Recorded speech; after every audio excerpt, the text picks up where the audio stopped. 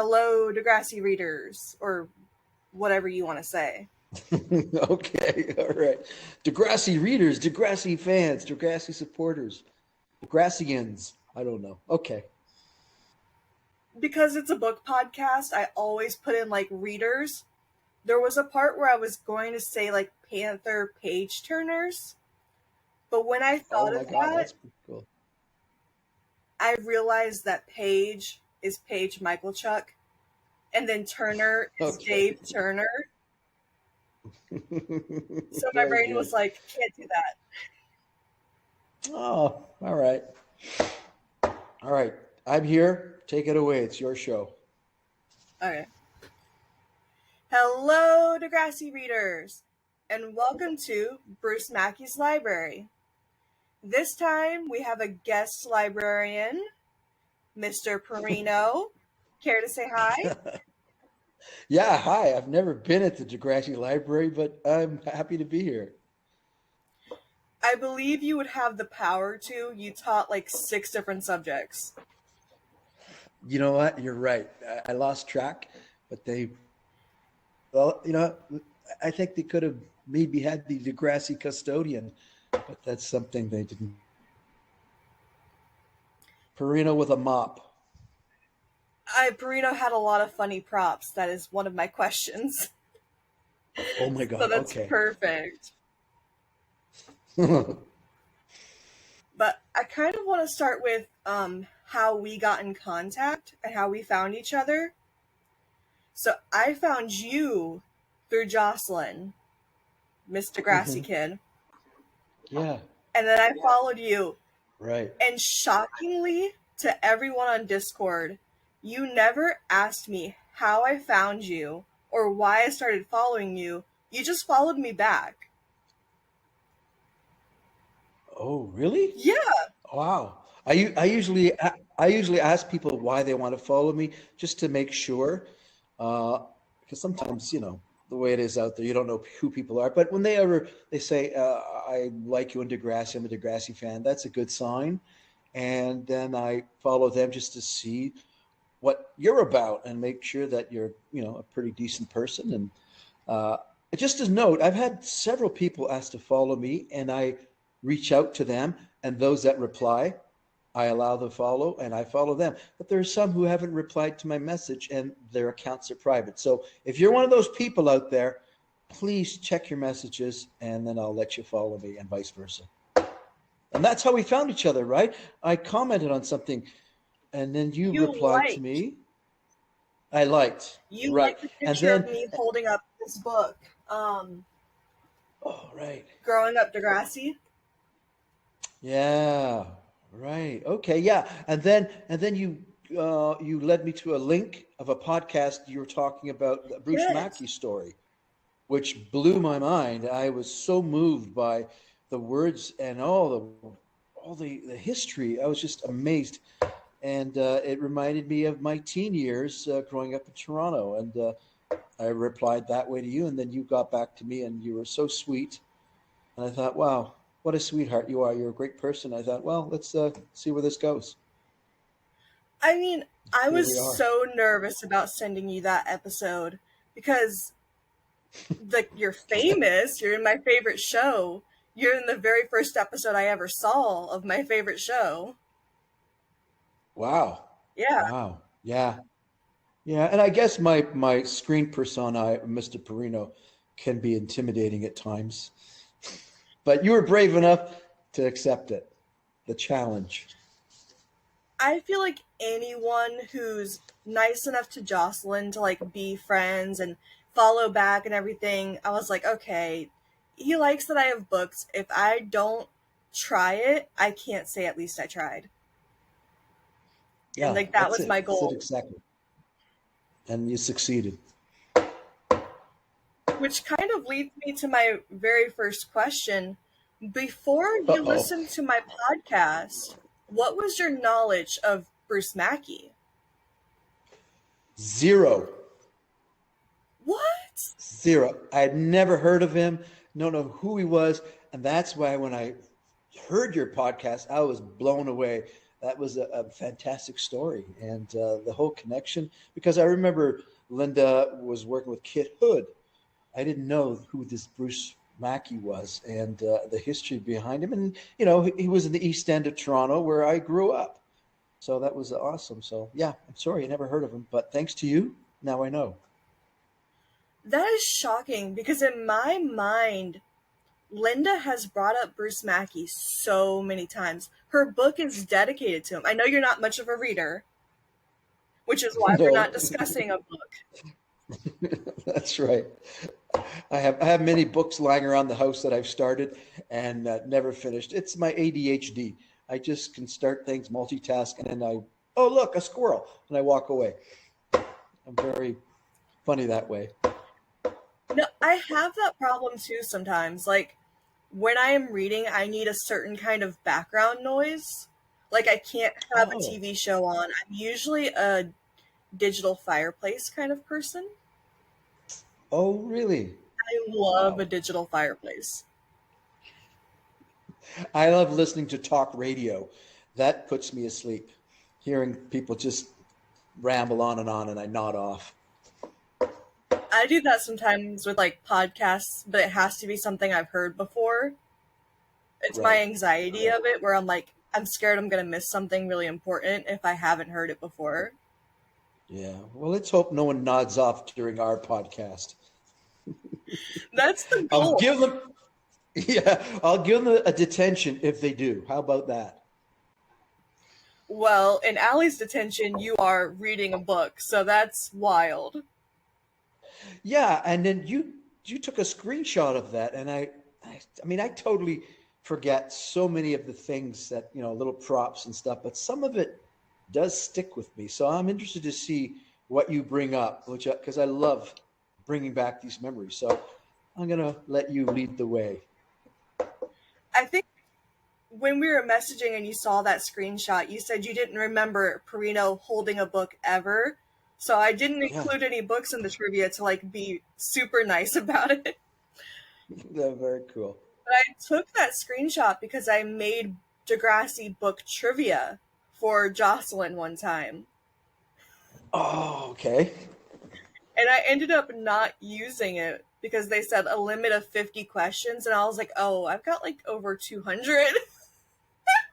Oh my God, that's a lot. You really are. Between you and Jocelyn, you probably know more than any of us about Degrassi.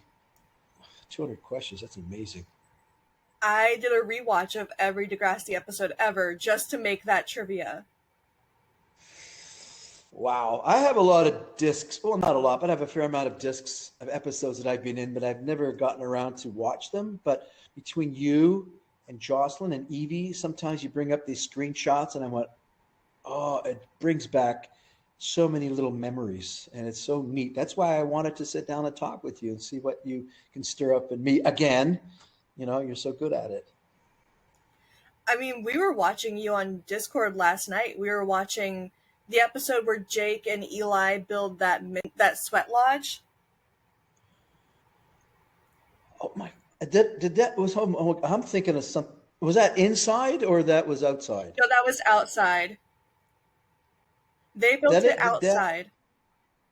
did that involve a time capsule, or am I thinking of another No episode? time capsule involved in that one. All right, you got me. This is something I don't remember. I can't remember it.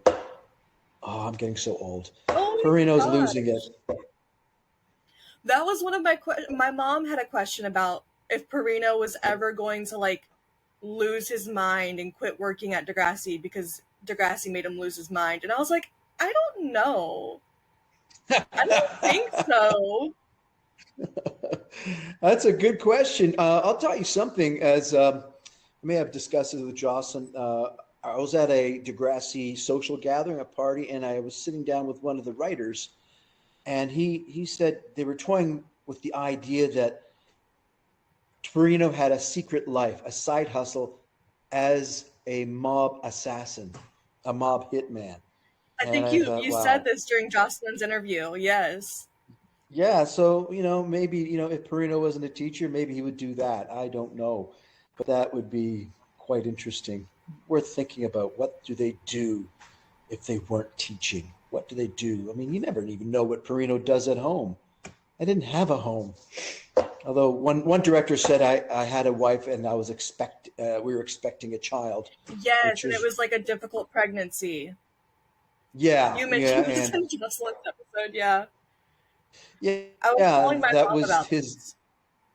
What was that? I was talking to my mom about this because she has a huge crush on you and Stefan Brogan. Like, she's got a crush on both of you. Well, there you go. It's a nice balance of blonde and then dark hair. Although I'm silver haired now, but yeah, good for her. I'm flattered. Thank you. She's constantly just like, man, the adults need more storylines so I can watch this with my kid and not get too bored. Good. Yeah, that's a good point. I've heard that before with certain parents. This is a show that bonds them together. And yeah, I mean, I'm just trying to think. Stefan had a backstory. He had a family life, right? Yes, he was a stepdad to Emma, and then he was also a Oh, father to Jack, who was never officially a student at Degrassi, sadly.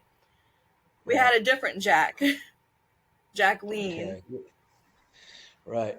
Yeah. Well, there's the mystery of Perino. The mystery. Maybe that should be a spin-off. The enigma of Perino. What does he do during his off hours?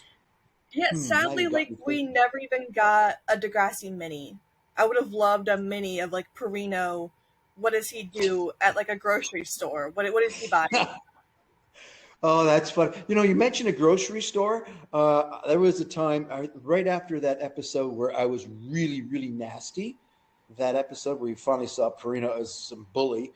I was at a grocery store and standing in the cashier's line, and I saw this young little girl with her mother, and this little girl was staring at me like she wanted to kill me. And I realized I put two and two together. I thought she just saw this episode, and she was upset.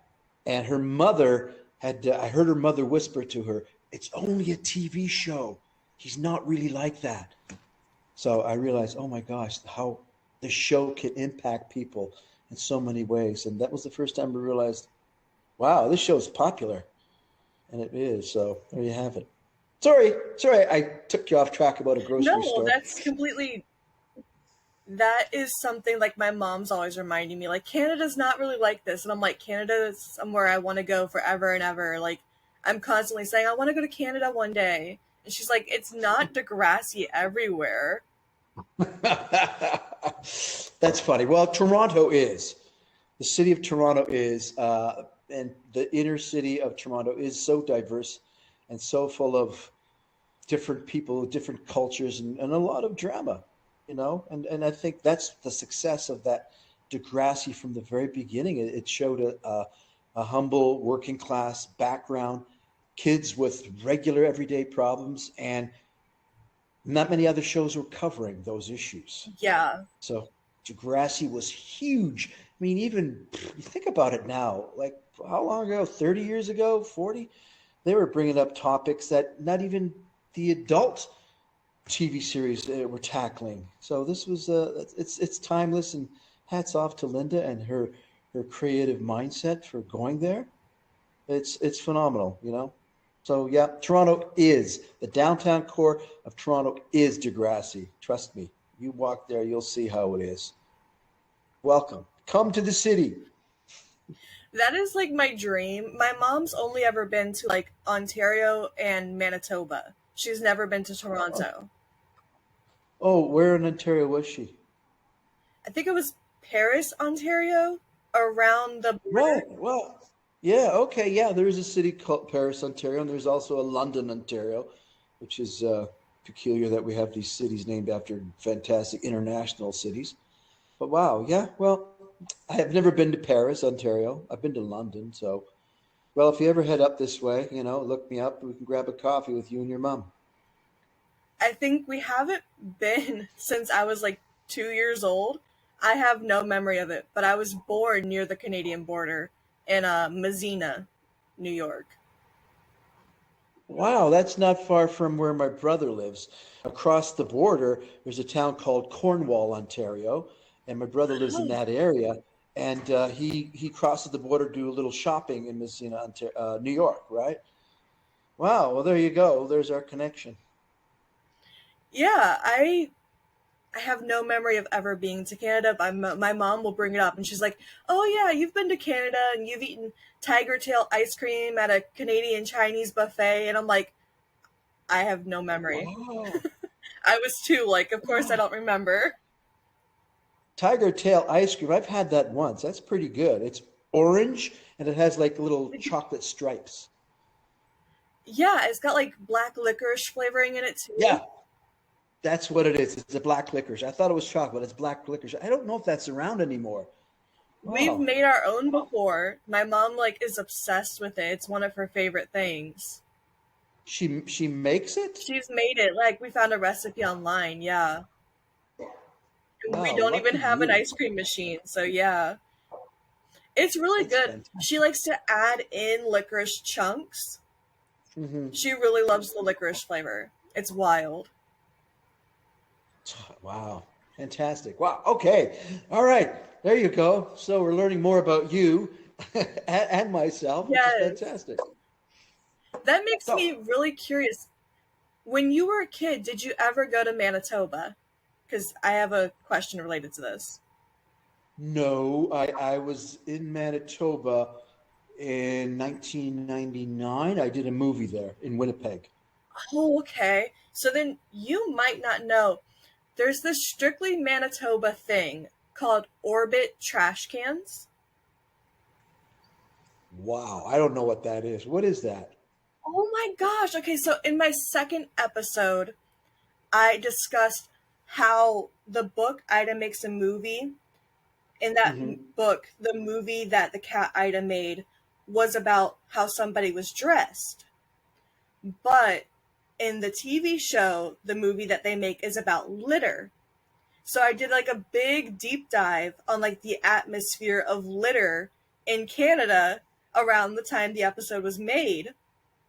And they made these special space themed trash cans that looked like the Sputnik on purpose, and they were called orbits. Wow. And they put them to the side of highways with like little signs that would say put your trash into orbit, and they would like count down how close you were to the next orbit trash can. Wow, that's really clever. I've never heard of such a thing. That's amazing. Oh man, I was hoping you had like a fun orbit story or something. This is I like a do. hyper fixation of mine now. I don't have a. All when it comes to trash and garbage, the only story I have, and it's not related to Degrassi, but it's related to the city of Toronto. For a longest time, Toronto had a reputation of being one of the cleanest cities on the planet, and there was a lot of TV shows from America that came up here to film. And there was one show called Night Heat, and it was about New York policemen. Right? They filmed it in Toronto, so they would shoot during the night. And so to make it look like New York City, they'd go into alleyways and make a mess. They'd put graffiti, they'd spill garbage everywhere to make it look like a New York setting. And then during their dinner break, they'd go somewhere to eat and they'd come back and the mess they made for the TV show was cleaned up by the sanitation department of Toronto.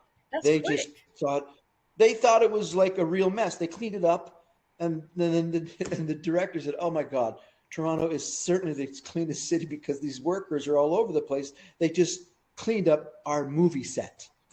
And that was one of the running jokes about Toronto being too clean and too squeaky clean. That was in the 80s, I think it was. Okay, that's wild because like in Ida Makes a Movie in 1979, the whole Mm-hmm. plot of the movie is there's too much litter. Ah. There's too much litter for them to play at the park. Ida like steps on a jelly sandwich while trying to get water out of the water fountain. And it's like one of the most adorable things. And That's so cute. like the whole movie is just like, oh, let's clean up our neighborhood and plant some flowers. Well, there you go. That's Toronto. I don't know what it's like now. I mean, it's a little different now, but yeah, back there for the longest time, it was just so clean. Everyone never made a mess, no graffiti, but it's different now.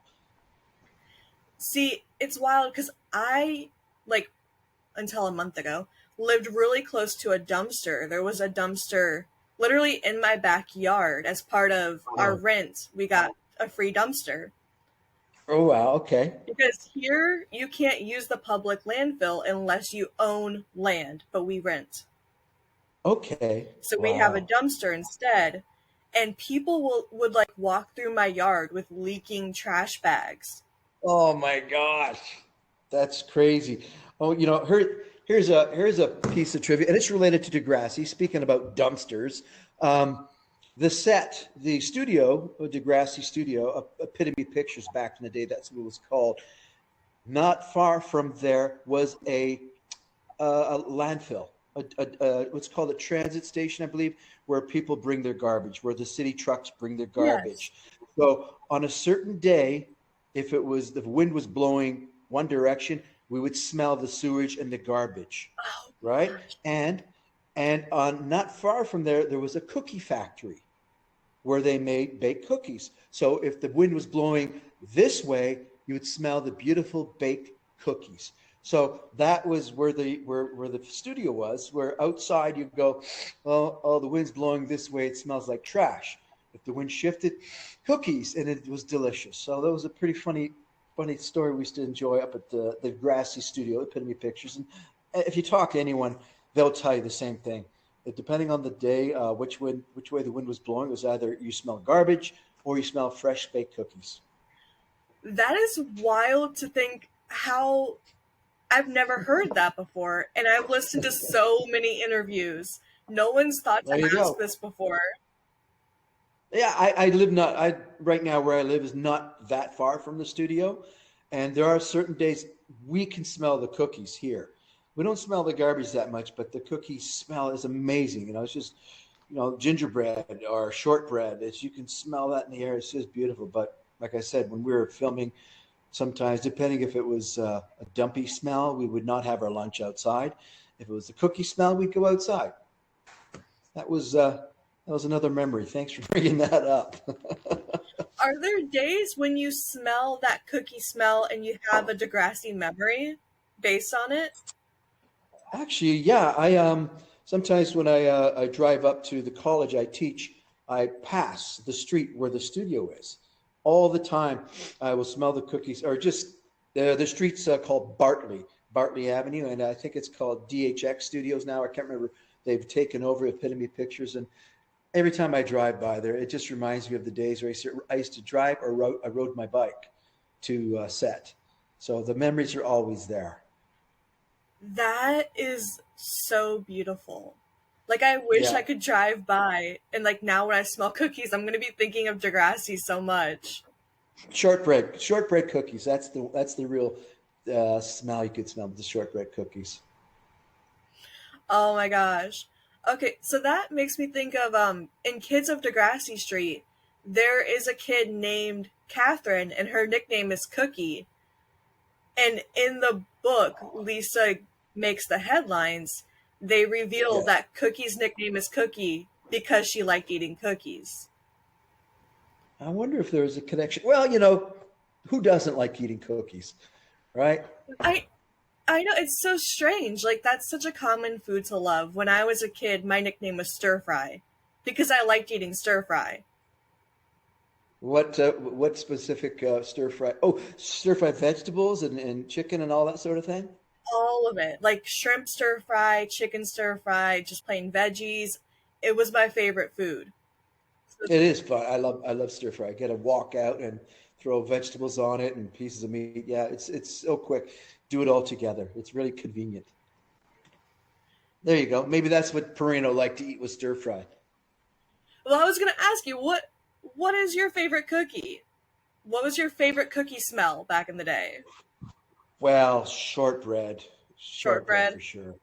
coffee. It's even oh my yeah, and it's like once you take one bite of shortbread, you can't stop, which is not good for my health to have too many cookies. But shortbread, definitely love chocolate, dark chocolate. I I am love dark crazy. chocolate. Yeah, and there's so many things I can't eat now because of my health. I used to love cheesecake. And when we were filming in movies and stuff, particularly Degrassi, the food was always awesome during the lunch hour. I mean, I'd be a lot of times during my spare time, I'd go to the craft table, as we call it, where the snacks are, and it's like Perino's bored, but I just eat so much. It's always great stuff, and that's the one drawback of working on a set. Food's always great.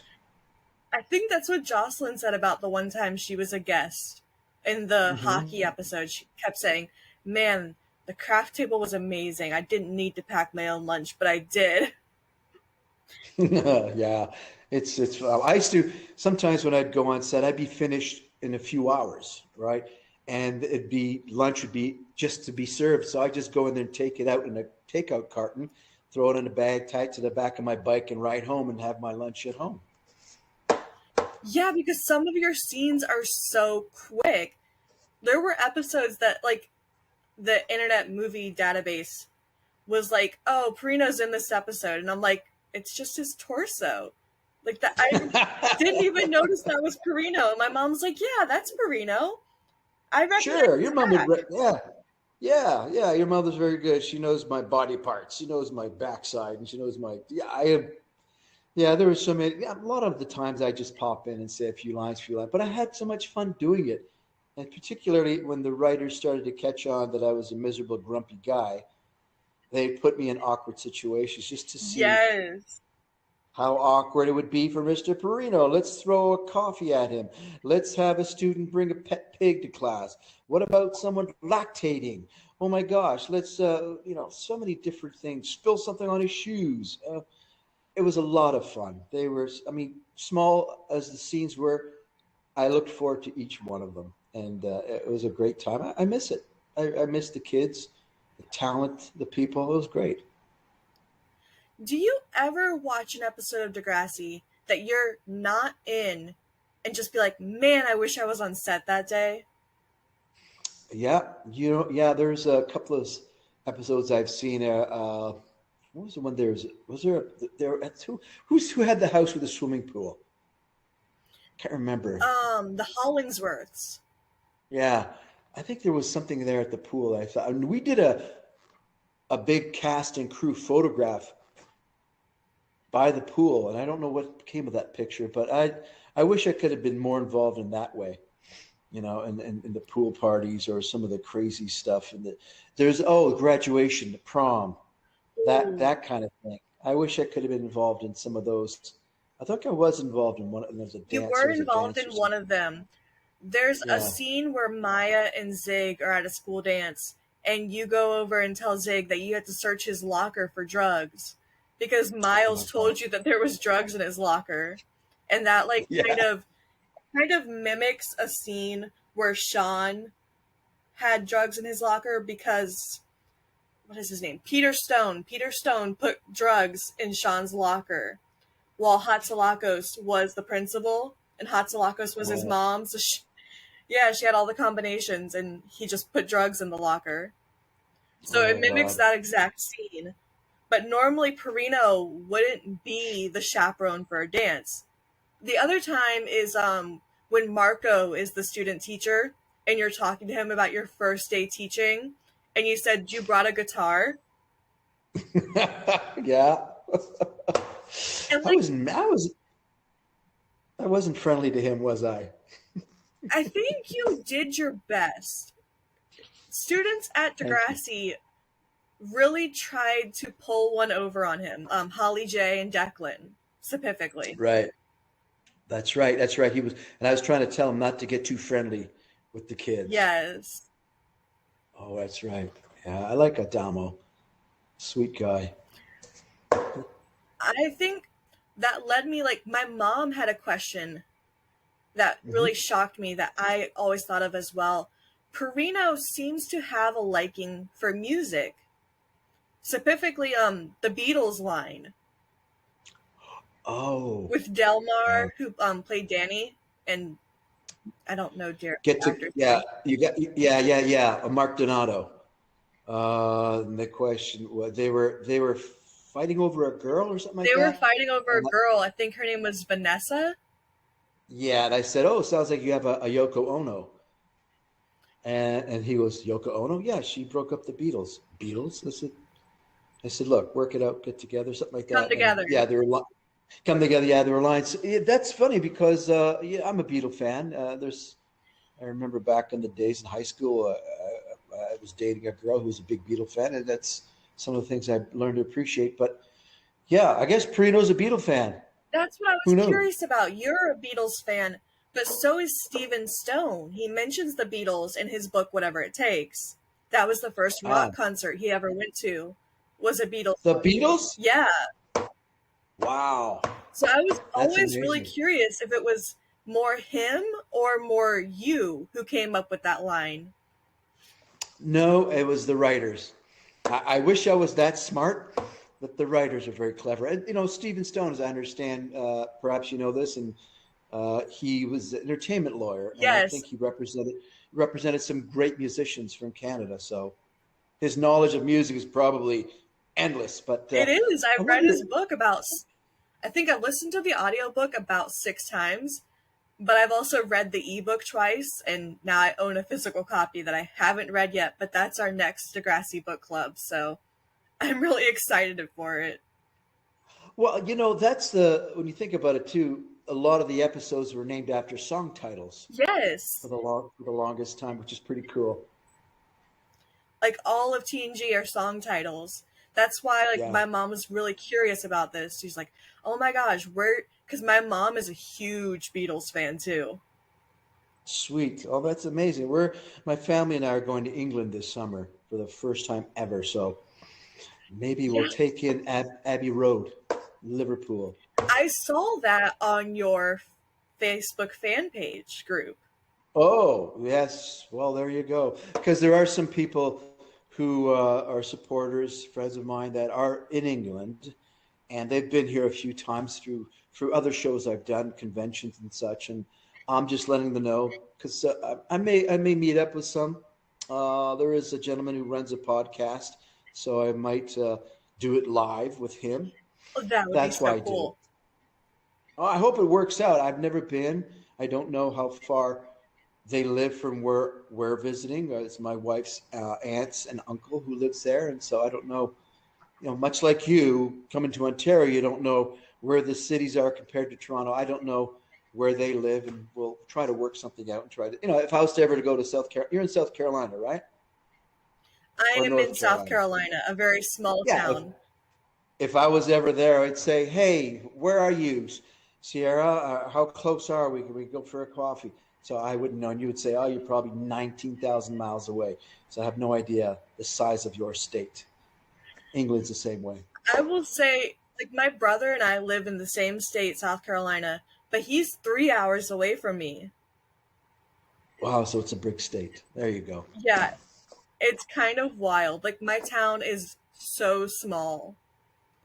Really? I took a picture Wow. of my street this morning. I live on a street full of trailers. We're all in mobile Okay. homes. Yeah. So, like, it's the trailer park. We constantly call it's the trailer park. Right. Some people will call it like the trailer hood instead of neighborhood. It's trailer hood. Right. But we, Trailerhood. yeah, it's just a Well, you know street full what? of trailers.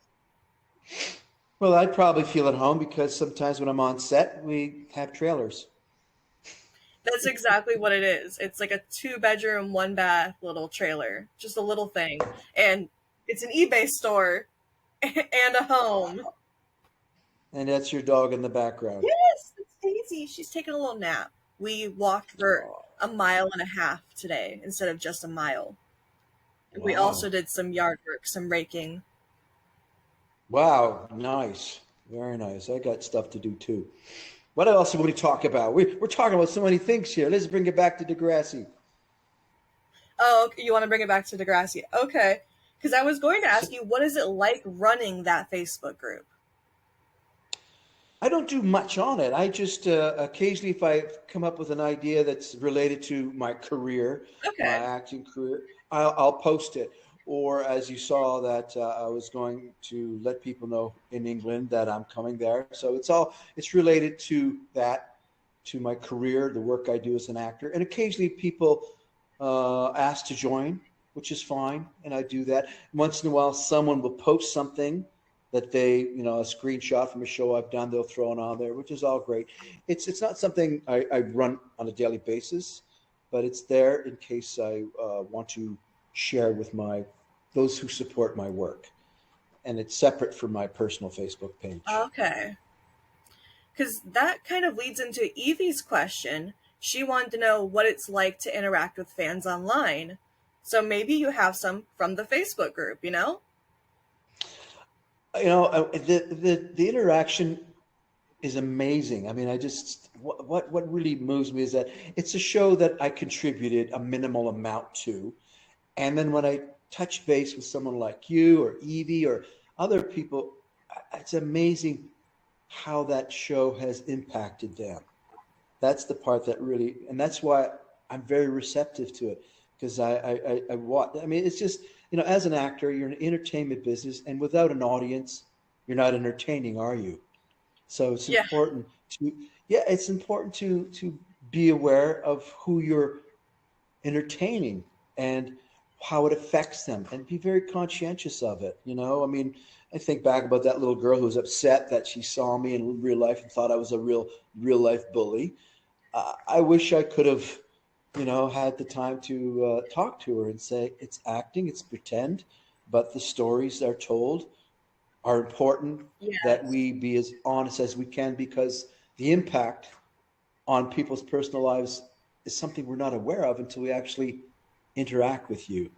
And then we realize how important and honored, how grateful we are to be in that position. And it's a position of power that you should never, ever take for granted. So I love interacting with. It's good for my ego too. I'm gonna admit it. I have an ego. If someone says, "I love your work," you tell me your mother has a crush on me. You know what? That makes my day. I mean, it's true. I think we all have an ego of some kind. Mine's Hmm. very small, but there's nothing wrong with having a big ego. There's nothing wrong Yeah, with I being mean, proud of yourself. yeah, there's pride as long as you're honest with yourself and understand that you have your shortcomings and you have your, pros and cons, and it's there. It's there. Sometimes it protects us. There's a different layer behind the ego that we want to support or keep at a distance. And when we warm up to someone, we can share without feeling inhibited. And what's it like taking that online fan interaction and bringing it to person like you did with Evie and Jocelyn at that coffee shop? Which you scheduled that. Yeah, I did. I saw their postings. They're in Toronto. I'm going, hey, you know what? I'm in Toronto. The pictures they posted were not far from where I live, and then when I realized that day I was going to take my vehicle in for servicing, which is not far from Degrassi, I said, "Look, if you guys are still around, why don't we grab a coffee?" Because I personally love to sit across those people and just chat. Now, some people are painfully shy, which is fine too, Me. and Yeah. that's, yeah, and that's where I have to be very supportive and understanding, and it just makes it, what it does, it just sort of, it humbles me. Again, the ego gets carried away. Go, oh, look at me, I'm a Yes. movie star, blah blah blah. But sometimes it's hard to maintain that. And it's a nice way of me saying to you, look, I'm just like you. I have my confidence, I have my insecurities, I have a daily life. Work is work. I don't work that much. I get depressed. I get sad. I celebrate different things. I mean, life is life, and I think it's important, because when I meet somebody I've admired in the business, I'm at a loss for words. I get intimidated too, and then Yes. yeah, when they see that they're just like you, realize you are just like me, but you're damn talented, you're damn smart. At the same time, it's not unattainable. It's not out of your reach to find that in yourself, to pursue your dreams, just as you are, as we speak right now. This is You're one of running my a dreams. fantastic, Yes. yeah, you're doing great as a podcaster, and you're doing great. The books, and it's something that's a part of your life you're sharing with other people. That's what makes, I know it sounds corny, but that's what makes the world go around. When we connect with each other, what we share, what we love, and you love the same show, you read the same book, you cheer for the same sports team or what have you. That's it's, to me, it just makes me feel that much more connected to the work that I do and the people that support it. Yeah, I think Jocelyn and Evie were talking about like y'all were bonding over Hamilton together.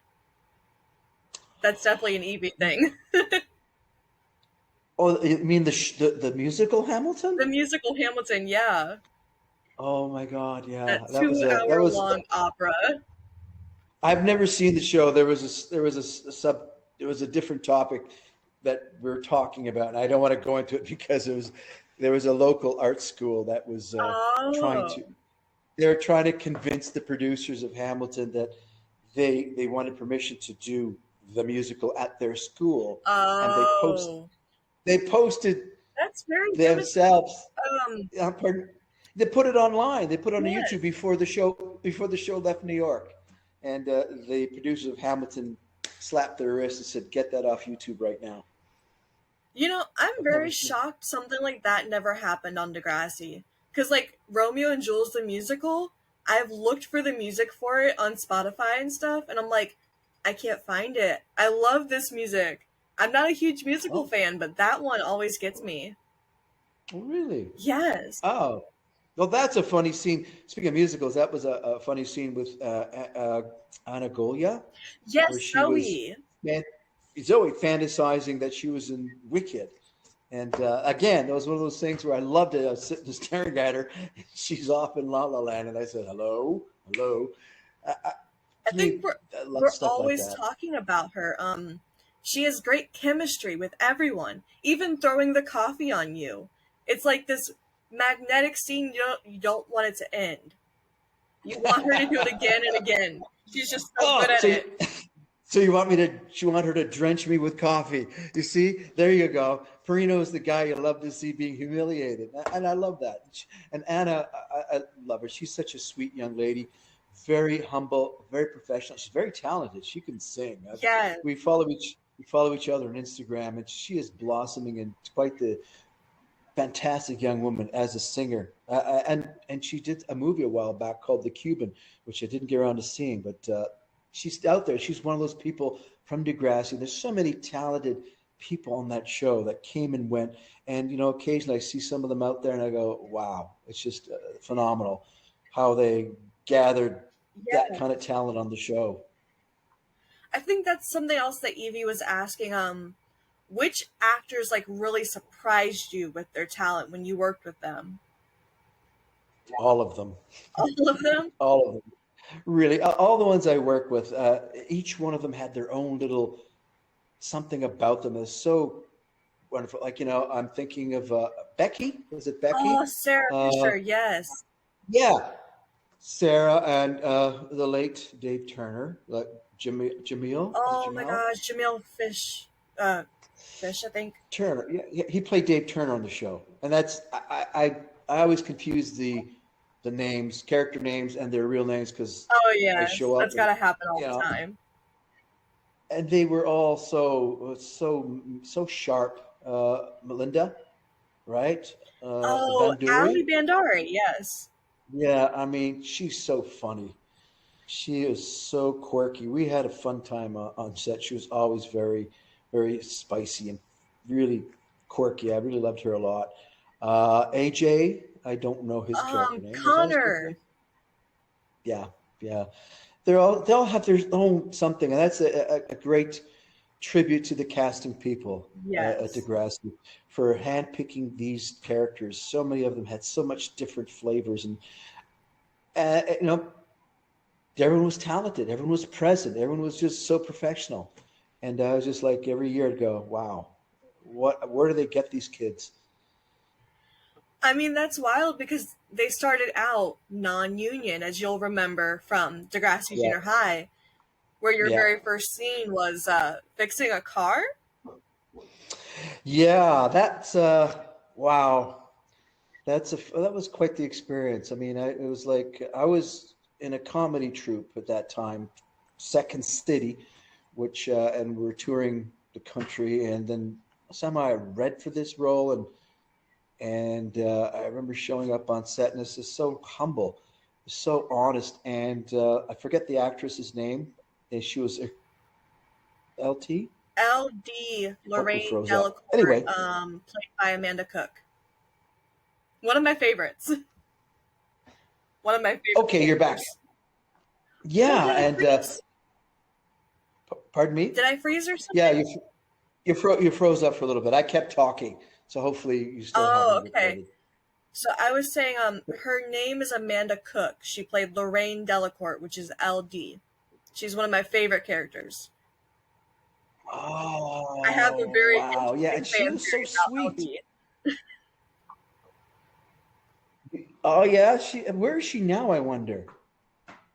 Well, LD, spoiler alert for anyone who hasn't seen Degrassi Junior High, which is Evie, because Evie's podcast is her watching Degrassi Junior High all the way through for the very first time.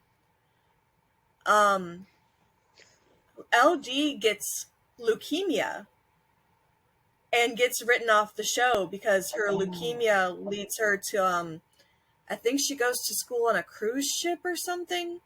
So her whole final season is her, funnily enough, I guess, in a hospital, like in Nothing to Fear, when her dad oh goes my to the God. hospital and she's scared to Yeah, visit him. yeah. Yeah. But my fan theory was Wow. always LD is secretly transgender. And instead of Hmm. actually getting leukemia, LD gets a gender surgery, gender reassignment. Wow. So, Wow. That's pretty cool. That would have been awesome. yeah, my mom's always like, how can you get to that? You, And I think it's just you the know, it's way funny LD because acts. yeah, there was something about it, but she was so sweet, so humble.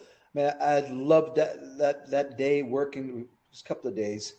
There was such an atmosphere on that show that was so unpretentious, so humble. I felt so comfortable working on that show. And I remember within a month later, I think I became union.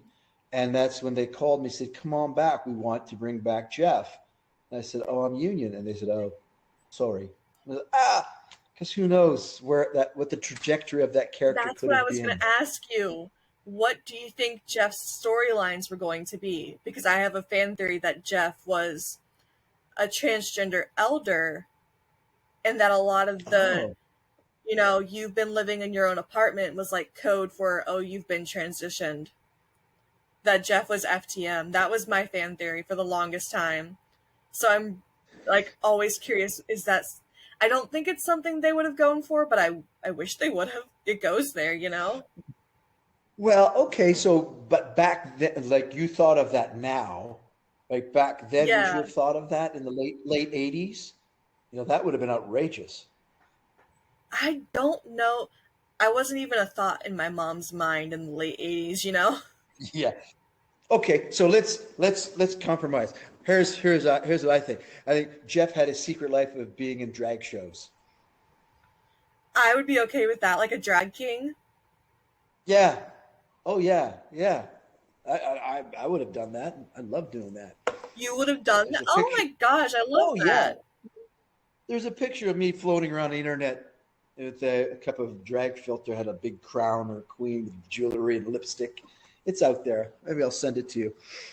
Oh my gosh. Oh yeah, that reminds me. Yeah, you told me you connected with the Bruce Mackey episode so much because you were like friends with a lot of theater people and a lot of gay people who sadly had passed away from AIDS.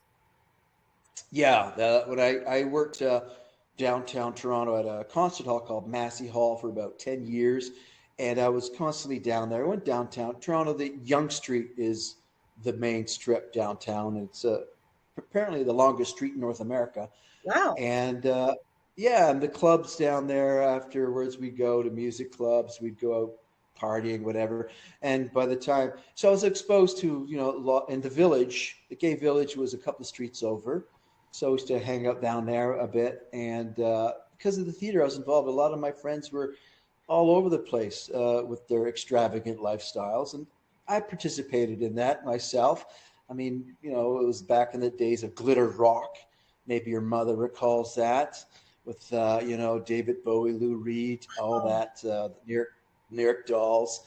It was a lot of fun. And when I got to university, uh, same deal. We didn't know who was who. We didn't care. We just loved performing. And, sadly enough, three of my friends from university back in those days had passed on from HIV. And that's when, we went from the disco era, where it was crazy clubs and such. And I used to go clubbing a lot. And then suddenly when AIDS became the epidemic, and all of a sudden it just cast a shadow over that lifestyle, and it changed a lot. It sort of dampened the spirits and frightened a lot of people.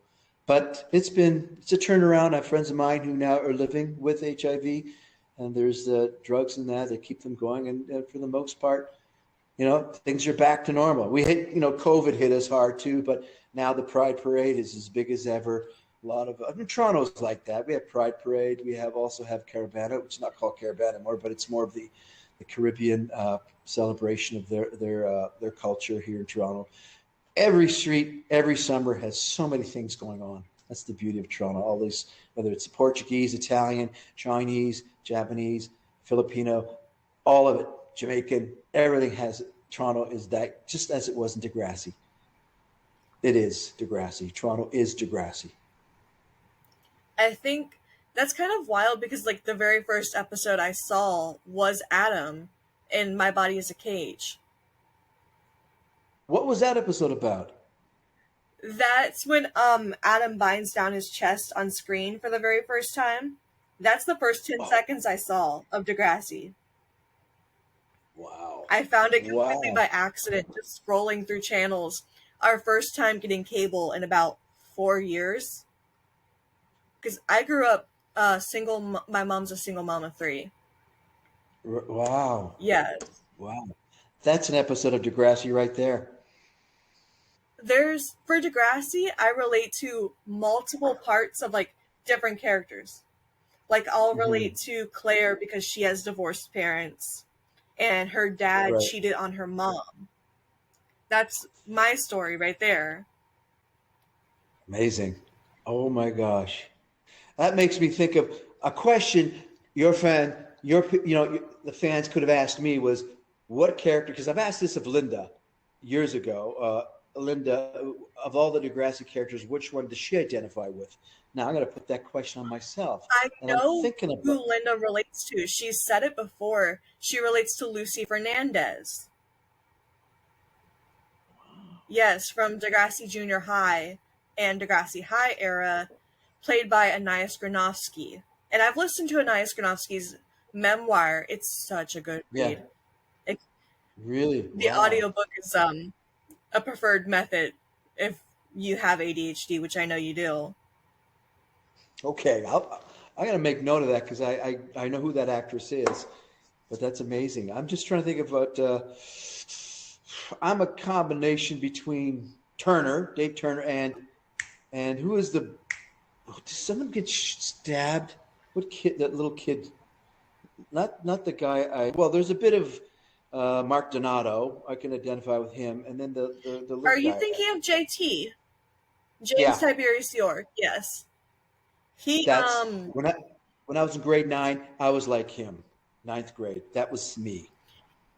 he is a favorite character of a lot of people. He's like a bit of a class clown. So I Yeah, can see where you're going with the Dave Turner, who's also a bit of a class clown. yeah, yeah. That's That's that's me in my high interesting school. because Perino and Dave Turner get along very well. Y'all have that scene where he quotes The Godfather to you. Yeah, I You remember the remember horse's that? head. Yeah, were we Yes, you were carrying a carrying prop? the horse's head. Yeah, that's right, because it's from The Godfather. If the movie, there's a scene I've where never they seen that movie. decapitate a Okay. horse. It could be very what's the word? It deals with crime and mobsters, and there was some pretty You know what? violent That scenes, and they explains Perino's the horse's backstory head. of being a mobster, A mob hitman. There you mob go. hitman. Yes. Yeah, there's a scene where a guy who raises horses, and he upsets the crime family, and so they decapitate one of his horses and put it in his bed. It's ugly. Oh my gosh, that For sure. explains like so many scenes from like the Rugrats movie. Oh, really? Yes. Oh my gosh, that's wild. I have no idea what you're talking about, but that sounds funny. Yes, like the Rugrats is like a cartoon where like there's Oh, babies are the main characters of cartoons. But like right. way back in my childhood. Okay, I remember the Rugrats. So they do a little reference to The Godfather. Yeah, in the movie where the Rugrats go to Paris. Yeah. Okay, all He right, like that makes sense. I think he finds like the head of his doll in his bed. There you go. There you go. Yeah, it's a classic movie from the '70s. There's a lot of quotes and a lot of memes and such from it. But that's funny that the Rugrats. That's so funny. Doll's head. That's very funny. I think it's wild that like one of the few students that Perino has a good relationship with is someone that you as a person related to. Yeah, I remember he did actually. I was teaching a private acting class in the summer, and he dropped in and participated in the class. I mean, there was an energy about him, a very street edgy energy, which I could relate to. At the same time, being a clown and that, and I really found him very charismatic in that way, and I was quite taken aback by his passing. I to this day, I'm just shocked by it. I don't know what happened, but he was a lovely young man. Yeah. I think that's very shocking because Perino, being such a grumpy Gus, as we all know, normally you'd think he wouldn't get along with such a class clown. Interesting. Well, we had a chemistry, he and I. We connected on that level. It's interesting that you say that. Yeah, I didn't see it, enough episodes of him being the class clown, but I could sense he was a smart ass, a troublemaker, and Yes. that's me. That was me in high school. It's me in a lot of my life. I don't think I've changed much in that regard. I'm still a disturber. You talk to my wife about it and certain friends that I like to stir things up. I mean, that's a bit interesting. You mentioned your wife. In Jocelyn's interview, you said that she was running two different dance schools. Yeah, she has a dance school with two locations here in Toronto, and she's a dancer, was a dancer, and still teaches. And it's a school that consists of about 400 students, and she has a staff about 12 or 14. So it takes up a lot of her life, but it's awesome. She's amazing. She's great with kids. Our son also takes tap class. He dances, and he also helps her out. So he's good with kids too. So it's neat being around that energy, just like it was in Degrassi. Yes. Being around that energy. We have kids from 3 years old up to 18. It's funny that I don't think any of them watch Degrassi or know that I was in Degrassi. I don't know. I mean, I've never brought it up, but as far as I know, they none have approached me about that, which is funny because they're in that same age group, but it doesn't come up. It's funny. There's a school next to where I am. I'm in one of the studios now, and there's a private boys' school next door, and I've been stopped by some of those boys, and they recognize me from the show. And these are Oh like my 17 gosh. year old 17-year-old boys go, "Hey, you Degrassi?" I went, "Yeah." It was, "Cool, man, cool." And I like looking at the guy, and okay, that's fine. I know there's a guy I play hockey with. He's about 30, about 45 years old. He was a big Degrassi fan too. So it's Oh my weird. gosh. The diversity of the followers of the show is incredible. I've had 50-year-old men in a grocery store say the same thing. A security guy at a rock concert, same thing. They're patting me down before I enter the concert hall. They say, "You're in Degrassi, right?" I go, "Yeah," because I watched the show. Don't tell anyone. You can go in. Oh my gosh. I Yeah. think I brought that up because I saw you posting some of the dance pictures on your Instagram story. What is your involvement with the dance studio? Are you like a teacher? No, I don't. I don't teach dance.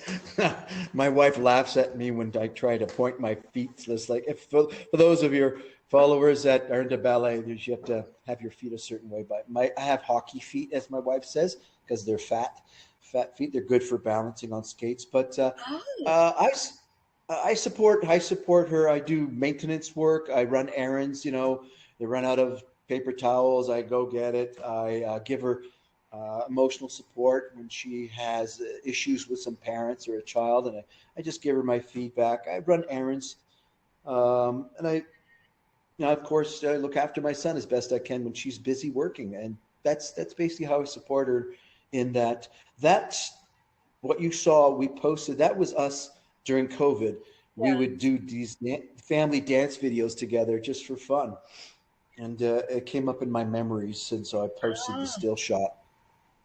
So that's my involvement in the dance studio. Now, is there a way Degrassi fans can find these dance videos? Oh wow, that's a good question.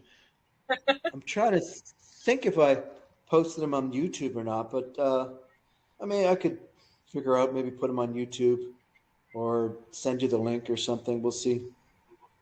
Oh, we will make a watch party of it if you send us those. I promise I will make Jocelyn do it. That's Yeah, I think awesome.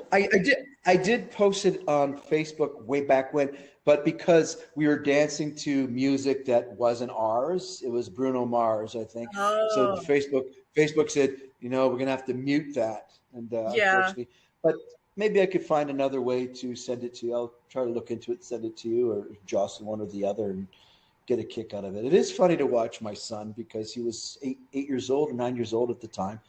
He's 14 now, so it's kind of cute to see us goofing around because I'm sure for you too, and many people, what we did during COVID was pretty bizarre.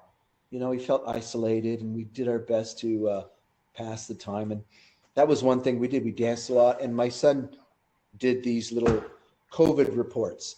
We'd go for a walk, and then he would be like a newscaster, 9-year-old, talking about what it was like dealing with the pandemic. Comical. Anyhow, if I dig up those links, I'll send them your way. I'll figure out a way to do it. I Okay. promise. So you're not a dance teacher, but you do No, teach. You teach college. I yeah, I teach acting. I teach acting Oh, at a college here in Toronto. I teach on-camera acting. I teach improvisation and then basic acting. Three or four of those classes, depending on the semester, how they assign me. But that's a lot of fun too because it's interesting. Interesting enough, there is quite a few students at the college who watch Degrassi and are totally floored when they see me. If they're auditioning, I'm in the panel, or they get me as a teacher. They're like, "Oh my God, Mr. Perino is my acting teacher." It's quite funny. I was very curious about that. Even Evie was asking, like, what would Mr. Perino actually, no, I think that was Jocelyn. I wrote it down somewhere. As you can tell, this is my first time ever interviewing someone, so I forgot to ask or write down who asked what a little bit. Yes, Degrassi Kid, question number 11, wants to know if you were a teacher at Degrassi, what subject do you think you'd really teach? Because Perino taught like six. Oh yeah, yeah. What would I really teach? Well, let's see. Well, history, probably history. That Uh, makes uh, sense. Probably social studies, That was one of my and favorite subjects as a kid. he wouldn't teach social etiquette. That's the last thing he would No, teach. I don't even know So if that's actually a class at I think Miss Grell taught something kind of like that in the rubber yeah, room, okay. but it was more of Well, like maybe life lessons. yeah.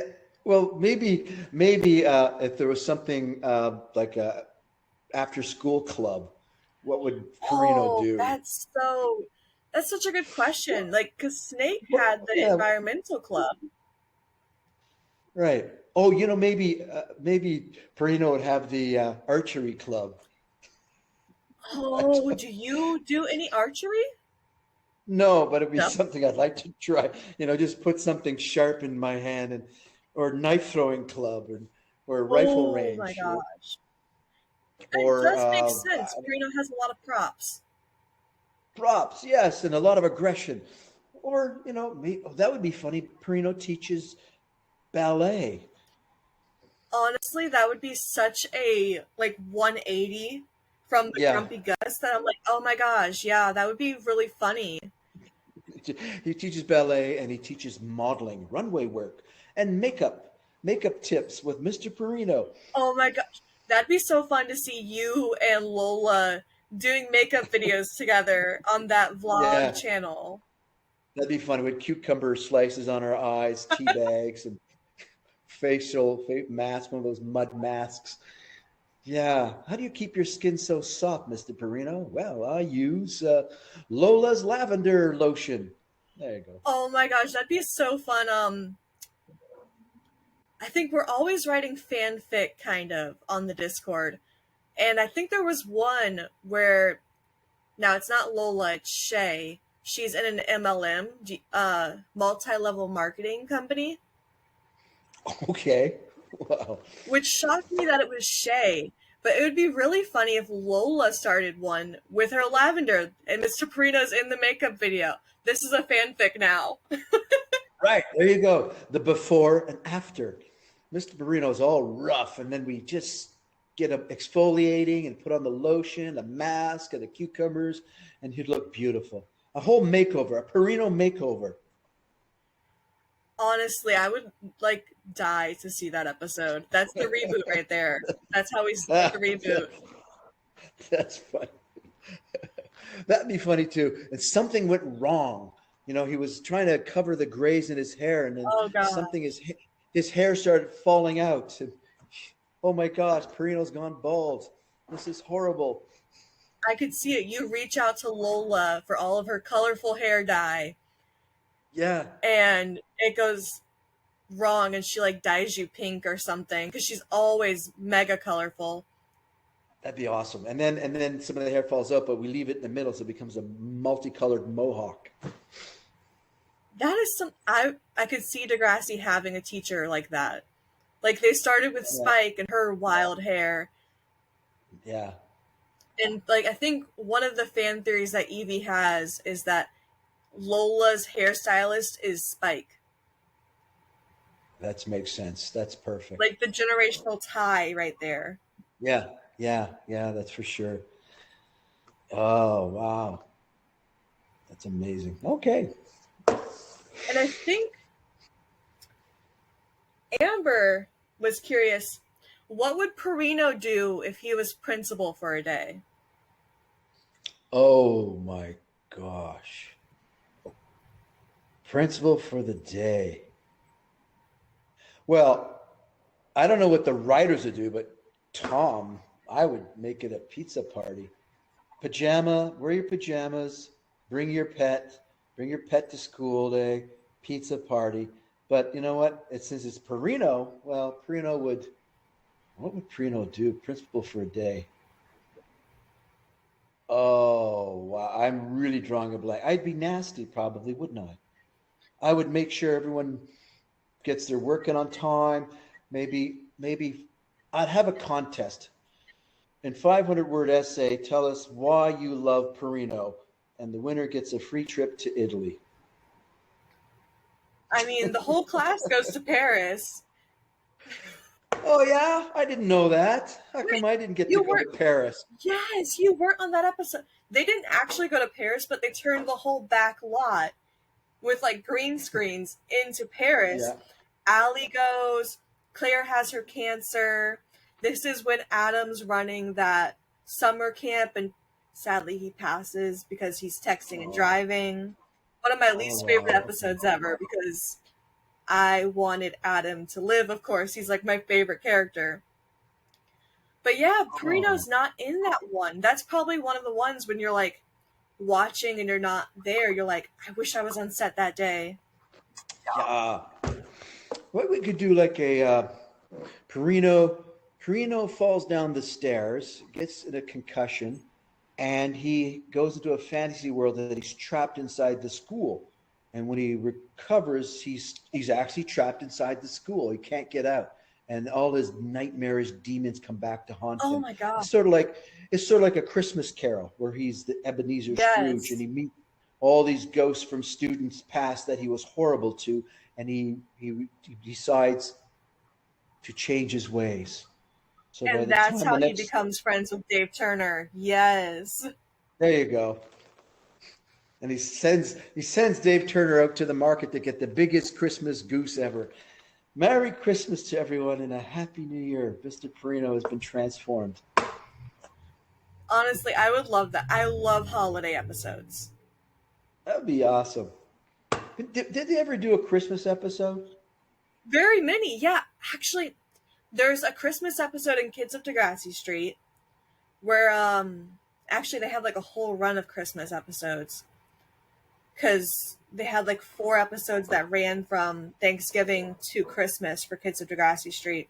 And then for Right. Degrassi Junior High, the Christmas episode is like full of flashbacks where this friendship between like Arthur and Yick, again, I'm sorry, Evie, for spoiler alerts, but Arthur and Yick, they get into this huge fight over Arthur's family becoming rich. His mom like wins the lottery, Wow. and Yick's very upset because he can't relate to his friend anymore because Yick is kind of he's an immigrant, so he's a little bit Mm-hmm. poorer. Mm-hmm. Yeah, Yeah. and then like some people argue that the Frostable episode is not a Christmas episode, but I highly disagree. Okay. Controversial opinion, but I love the Frostable. And I think there's one actually called Holiday, where like Craig is cheating on Ashley with Manny, and it's very Schools Out reminiscent of like the love Okay. triangle with Joey and Caitlin. And you were fucking Tessa Campanelli is the line, the first ever F bomb in Canada prime Wow. time. Woo. Yeah, Snake Snake says it first. He says that Joey was spending all summer dating Caitlin and fucking Tessa Campanelli. And then Caitlin says, "You were fucking Tessa Campanelli?" How come I don't get in those episodes? I love that. That's a lot of fun. Oh my gosh. Because you're too busy digging Marino. up the time capsule full of letters for no reason. Oh, yeah, So that's right. Wesley Yeah. can have a pogo day, which is one of my Why favorite did episodes. sweet? I think Perino could have had an affair with Hatzalakos, Melissa DeMarco. That would have been fun. No, because that was Snake. Snake had that Yeah. affair. So Well, okay. There was another. There was another TV series that Linda and Steven did before they brought back Degrassi. It was a Riverdale. soap opera, Riverdale, and I had an affair with Melissa DeMarco. So there you go. I need to find that show. Oh my gosh. Yeah, I think I have a picture of us together. I'll send that to you. So y'all had Melissa, an affair on that show. what was that? Did y'all have an affair on that show? You and Hot Sauce? Yeah, I had an affair with her, and there was another woman, the wife of the mayor. I had two going at the same time, and then there was a third Oh one. my God. There was a third one I was going to have an affair with, but then the show ended. Yeah, I was I was a private eye named Jake Rose, and I lived in the basement of a mall. And then it was later on when that show ended, that's when they asked me, would you be a teacher at Degrassi? Just do us a favor, just show up for a couple of episodes. And well, a couple of episodes turned into how many? 68? I can't remember. That's actually one of my trivia questions for you, so I can't tell you. Oh, okay. You're going to ask me how many episodes I've done? I don't know. I say 78. Am I close? 78 is your answer. You are a little bit close. You guessed more than you actually were in. That's wild. What was that? You're in 68? You're in 61. According 61? to IMDb, 61. Okay. Wow.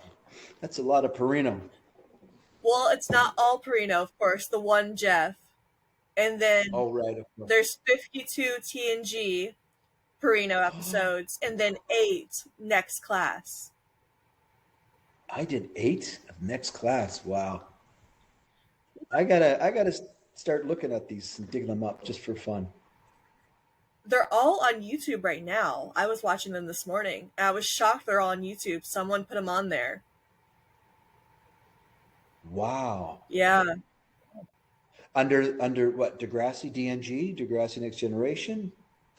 No, they're just under Degrassi Next Class. You just search them and you can find them pretty easily. I was Okay, shocked. I found out last night during our watch party that they were streaming them on YouTube, and I was like, oh my gosh, how, like, what? Because I found them for free online through archive.org. wow. Archive.org. Oh my God. Well, it's out there. It's out there, and it's out there forever. So there you go. I think I'm trying to double check and make sure I get all the ones on there. Taylor was wondering, do you agree with the way Perino handled the Derek situation for that episode? No. No? No. That was a struggle because up until then my character Perino was a pretty decent guy. He was pretty soft spoken and Yes. kind, and then they threw that one at me, and I yeah, it's a tough one because they just the director said, no, just be nasty. Just be nasty. You're having a rough time at home. Your wife's having a difficult pregnancy. You're very sensitive and easily triggered. I just felt that, yeah, maybe, I guess this is me now because I'm a more mature person now. And I probably would have found a moment where I maybe would have confided in him, and maybe in an almost in an apologetic way, like maybe after I was suspended, just say to him, "Look, I'm going through a rough time, and you're really pushed me to the limits through no fault of your own, but I hope someday to make it up to you." Some type of line of redemption in there, and it never occurred. And I came back as if nothing happened. I mean, you come back and you're still a little bit grumpy, but you're way nicer, in my opinion. I've dealt with some horrible teachers that were like Really? very Perino level. Oh my God. Well, I began to base Perino on a teacher I had. I had a teacher in seventh middle school, I guess you should call it in the U.S. Seventh and eighth grade. He was a very grumpy, crusty guy, but I saw a soft side to him, and I saw a sense of humor he had. And two couple of like I remember one in the schoolyard, I wiped up and ripped my knee open, and he took me into his office and addressed the wound and cleaned it. He was so gentle and so tender. And one day he was driving the hockey team, which I was a part of. He was driving us to a game. It was snowing out, and his defogger wasn't working on his windshield, getting all fogged up. And he was constantly wiping it off. And he said, "Guys, stop breathing. You're fogging up my windshield." And that's when I realized he had a sense of humor. He was crusty, but he had a sense of humor, and he was tender. And that's when I played that part as a real nasty teacher.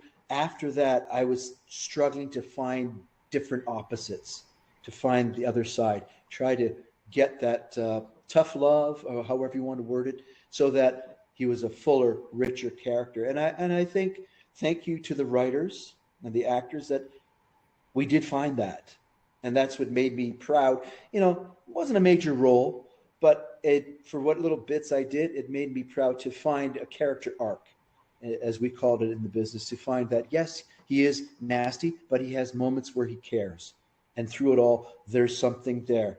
And I think one of the greatest compliments I remember, I can't remember, it was online. One of the Degrassi viewers said, "You're the guy we love to hate."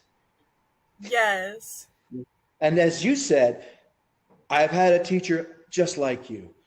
And to me, that's a huge compliment, because that's what you want. You want to impact people however you can. And it's very moving to know that some people found a reality and a truth to what I did. And it hit a chord with them, as it did with me, because I'm grateful to that teacher I had. I don't know if he's still alive, but I learned something about humanity through him, that sometimes the ego, the outer, what we create, is not the entire picture. I think that's what it is because I had like a driver's ed teacher when I was in high school. And Wow. I was the only kid in the class who had never driven before. Everyone else was in there for an easy A. He got along with everyone else in there because he did not want to teach driver's ed. He didn't want to teach at all. He just wanted to be a wrestling coach. Ah, But in my state, you have to teach to be a coach at the school. You right. have to have a Okay. teacher's degree. You have to teach a class. And my mom, single mom of three, could not teach every kid to drive.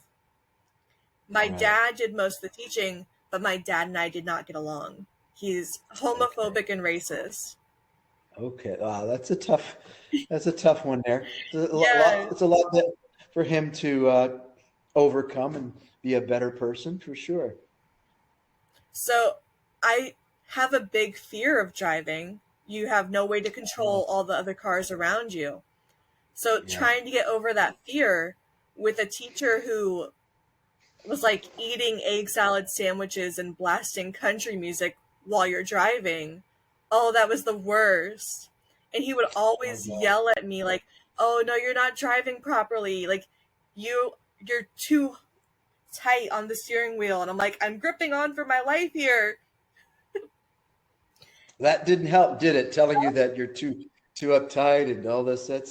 That's a challenge to be a teacher, to be a parent. I mean, those roles are close, aren't they? I mean, it's about there's no manual about how to be a parent. There's no manual about how to make a marriage or a relationship work. You do it as you go, and it's about being honest with each other. So that must have been very challenging for you to accept that. I mean, you talk about a racist and misogynist, sexist, what have you. And there are moments, as you know, with Perino, that you saw elements of that. Yes. However, I think it was that one Goldie. I think it was the scene where I talk about Yes. Goldie. how long you've been in this country, right? Yeah. And I love that scene because it showed me that his ignorance, but it's also naivete. And within the same moment, we were able to turn it around, and I apologize. So quickly you apologized, you admitted that you were wrong, and I'm like, this is a real sign. Perino's growing. He's been growing this whole Yay! time. And my mom's just Yes, like, where's Perino's storyline? And I'm like, it's right here. Slowly but surely, you're seeing it. yeah, that's it. So you're absolutely right. It's one of those. I can't remember where this line came from, but when the as a teacher and a student, those roles can be reversed, right? They That's they what a can I lot of can learn. Degrassi teaches us. I learn from my students even when I teach at the college. I teach them acting, but at the same time, I'm reminding myself, oh, I don't do that anymore, do I? When I prepare, I should do that. So they teach me too, and it's one of those things where when the student is ready, the teacher will appear, and vice versa. So that was a great moment for Mr. Perino, and I applaud the writers for that because they gave me that opportunity to have a character turn around within 30 seconds. I mean, a lot of people will say that something Degrassi does wrong with race is they don't have a Degrassi student be racist towards another Degrassi student. It happens at other schools. Like, Frankie Right. was racist towards a whole other school. Right. Yeah, that's a great point. I wasn't aware of that, but that would be something that would be quite to see it right in the moment, the present moment of someone dealing with it, whether it's Perino or Mr. Simpson intervening and then having a sit down. I mean, yeah, that would have been a great moment for Perino if when he got suspended, maybe a sit down with Simpson or whoever was in charge or a superintendent and make sure Perino got the message and spun it around. And that would have been great too. And having it with the student too, because you're right. I mean, those misogynists, racism, homophobic, all of those are something that goes on today. And to tackle it head on, that would have been a wonderful moment for, whatever student. But, as I said, Degrassi took on a lot of amazing controversial subjects and handled them quite well, I thought. And that actually brought me to a question that I had. You were in the episode, it's called Ladies' Night, but that's the episode where they had the Free the Children people from Me to We Come. Right. And they brought, like, the Degrassi kids went to Kenya and Ecuador with these people. I'm curious, when the students come back from those trips, the actors, do you notice a change in their character, in their human being, their personality? That's a good question. I really can't address that specifically, but I'll tell you something in terms of the actors. I saw transitioning and growth in them when they would, for because the beautiful thing about Degrassi was it's all age appropriate. There's not a 27-year-old playing a 15-year-old. They were that age, they were in Yes, that grade. And whenever a new actor, a new students, they're the same. They come to the show, they were in grade 9 for the most part. And you'd watch the innocence, the naivety, the openness to learn compared to the ones who were in grade 12 already on their way out. But the transition came after a season or two would air, then all of a sudden they become stars. They become famous. And then you would see that openness and that naivety and that innocence would sometimes tighten a little. They'd become a little more guarded. They would be concerned as to why their new friends are wanting to be friends with them. I mean, I ever heard them talking that about makes this, sense. and you become more guarded. I mean, they were pretty chill with me, but I could see that they're more like they carried themselves in a different way. There was a certain gait about them, not arrogance, not at all, but more confidence, but at the same time, wary of who was trying to be friends with them for whatever reason. And it was neat to see that transition occur. And it was fascinating just to see the new ones come in, bright-eyed, bushy-tailed, full of openness and love, and then they become more reserved. But there were some that didn't lose that naivety and innocence. And I could tell you off the top of my head, Anagolia. She was sweet, innocent, grounded from the day she was on set to the day she left. And still to this day, we still exchange on Instagram a few times. Still sweet as ever. And Becky's the same way. Sarah, right? Sarah Same way. Fisher. There's no. I mean, I used to do dinner theater, murder mystery live dinner theaters, and a couple of them showed up. Paula Brancati, I forget her last name. Paula, Jane. She played Jane. I guess so. Yeah, and oh gosh, I forget them with the long ginger hair. Forget her name too. You're thinking of Charlotte Arnold, who played Holly J. Yeah, yeah, yeah. Those two came. Those two came to see me doing live theater, and I didn't know they were in the audience. And they were sweet and embracing. And so same. There's a picture of me and Sarah when she came to a show as well. They're awesome. That's what I love about those actors on Degrassi. They to this day are so they're not just consummate professionals, but they're just down to earth, sweet people that you would have no problem having a coffee with. Which is why I have no problem with the fans of Degrassi, the supporters, because I get the same vibe from them, and they see how you guys love the show and how it impacted you. And I'm like, that's why I'm in this business. At one time I wanted to be a big star, big movie star, but no, I'm now realizing that what you're part of a vehicle telling a story, which is what life is about: sharing stories, connecting on that same way, and seeing how it moves people. And it's a reciprocating type of vibe. It makes you feel like I'm a part of a great thing. Being an artist is a fantastic. I mean, being a public figure, the power is there, and you got to really embrace it and appreciate it and know that it has impact. I think that's really interesting because that reminds me of Stephen Stone's book. At the end, he says it's all about why we do what we do.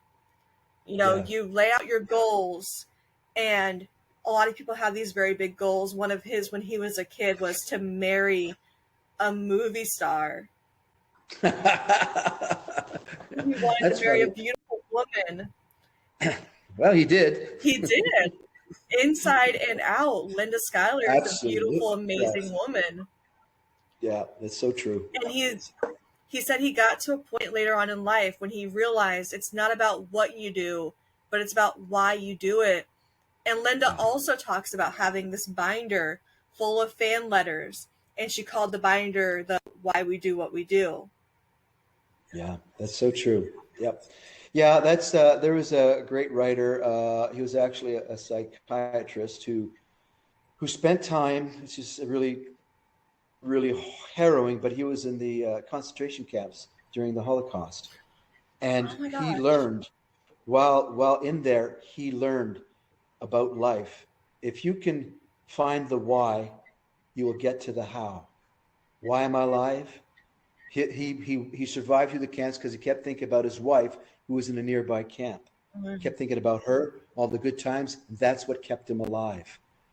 And that's how we discovered how I'm going to survive. So why we do this because we move people. I do this for my son. I do this for those I love. Therefore, I will find the how. Well, how will I do this? Well, that's how I'm going to do it. I'm going to work my craft. I'm going to work my profession. I'm going to be there for my son, guide him through different stages in his life. That's why I do it, because of him and because of people like you. You know, you're a lovely human being, and this show that I've contributed on a very small level, but it's impacted you, and that's why I love the business that I'm in. Art. Without it, as Winston Churchill said, I can't remember. It's Winston Churchill. Someone said to him, "Can we, because of the war, we're going to have to cut back on the funding of the arts." Oh my And gosh, yeah. I'm paraphrasing, and he said, "Isn't that why we're fighting for the humanities?" That's what it is. Like, so many schools will cut down on their arts. They'll cut their music programs. Yeah. And I was in a lot of music programs as a kid. I played violin and I was in choir. Ever since the third grade, I was in choir. I started violin in the sixth grade. Wow. I absolutely sucked at violin. A lot of Who my, cares? You love doing it, and that's the beauty of it. You did it, and that's the I beauty of it, right? loved it. It helped me with my stage fright a lot of the time. Nice. And it's a lot with swim team as well. When I was on the swim team, oh my gosh, the amount of anxiety I got during every single swim meet, that I was Hmm. always worse in a swim meet than I was at practice. Wow. It's less pressure, you know? Right. And when you jumped in the water, where did the anxiety go? It really left my body. I was like Absolutely. at home. Yeah. Yeah. The water is beautiful that way, isn't it? Yes. It embraces you. It's like one big hug. And the movement, the breathing. I mean, that's the same way. I get kind of depressed. I go out for a walk, and my wife gets stressed out. I say, "Honey, it's sunny outside. Let's just go out for a walk." And it's amazing what the sunshine will do to you, or if it's raining. Still, moving and breathing, and you get in touch with your senses and the nature, and you go, "I'm part of a big universe, and I'm an important part. I belong." And then you forget about all that crap that looms at 4 o'clock in the morning. Yes. That's the worst time because you feel so vulnerable, so smart. And I remember talking to my doctor. I said, I sometimes wake up at 5 or 6 in the morning and I feel stressed, and then I eventually go back to bed. She said, well, it's wired into us since the days of being a caveman. You get up at 5 in the morning to see if the fire is still going to keep away the saber-toothed tiger. You got to make sure the fire's still going, make sure the doors are locked, the windows, then you feel safe, you go back to bed. I said, okay, sure, I'll buy that. Oh, I am not that kind of person. Everybody on Discord knows I will wake up at like 4:30 in the morning and I am up. I am ready to go. I am walking my dog. I am prepping the coffee. I am an early bird a lot of the time. I think it Wow. stems from my days of being a church photographer. Like, once I was up, and I was like, I gotta take these pictures. I gotta make the coffee for the whole church. And like, because we were a bit of a pop-up church. We were in the high school, taking over the high Right. school and making it into a church every single Sunday morning, which What is time did you go to very bed? American. When do you go to bed? When do you go to bed, Sarah? When do I you go to bed? think 8:30 p.m. ish is normally when I like to go to bed. But if we have Wow. like an event on Discord, I like to be the last one to log out. I'm so fear of missing out on something. Yeah. Yeah, I'm a night person, so I don't go to bed till about midnight. I've noticed that you messaged me at like 10:50 last night, like, "Oh, are we still on for tomorrow?" And I'm like, "Yeah, so far. I'm watching you right Yeah. now on Discord. Yeah, we're good." That's funny.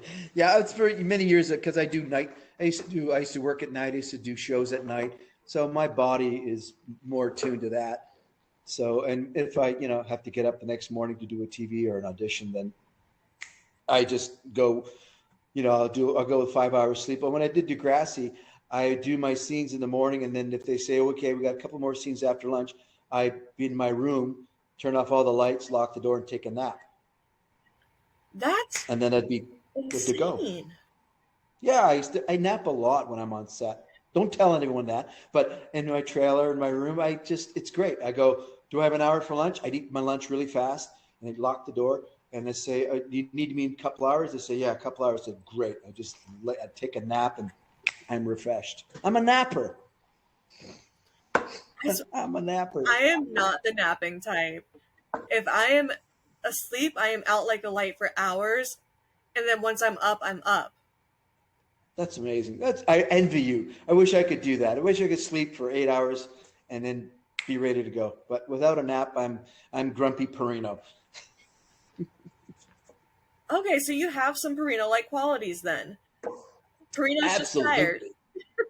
Yeah, he's just grumpy every day. He has to get up and teach this damn class at 8 a.m.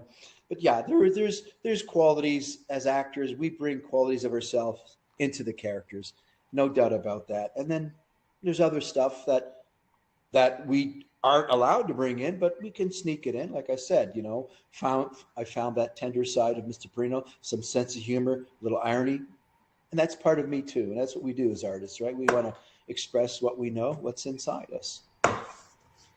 I think that's definitely something I've noticed when I'm talking to you. You definitely have that sense of humor.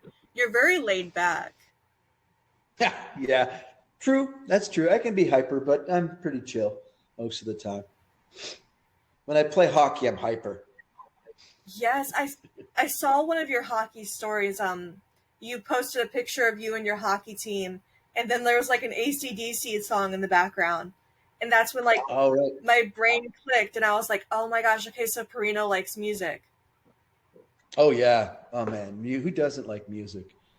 It's a part of my childhood. It's a part of my adult. I mean, there's songs, music brings back memories. It triggers so many things. It's awesome. I love music. I think that makes me wonder, do you have a favorite Degrassi band?